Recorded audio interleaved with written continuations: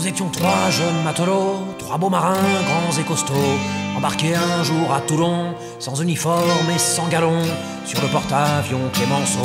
Sur le porte-avions Clémenceau. Nous étions trois jeunes militaires, pas trop amoureux de la guerre, et nous voulions bien nous faire tondre en échange d'un tour du monde sur un joli bateau en fer. Sur un joli bateau en fer. Le premier de ces matelots était breton jusqu'au mégot, mais il était con comme un manche, comme un déjeuner du dimanche, comme un article du Figaro. Comme un article du Figaro. Il avait grandi au bord de l'eau, mais n'en avait jamais bu trop. À 15 ans, pour une donzelle, il a déserté La Rochelle pour les remparts de Saint-Malo. Pour les remparts de Saint-Malo.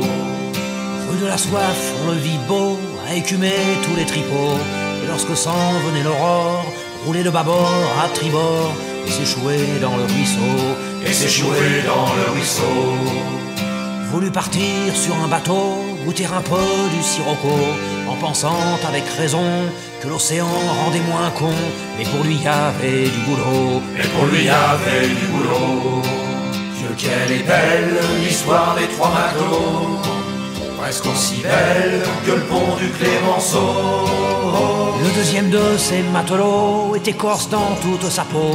Il était méchant comme la tourmente, vicieux comme une déferlante, comme un article de Janco. Comme un article de Janco.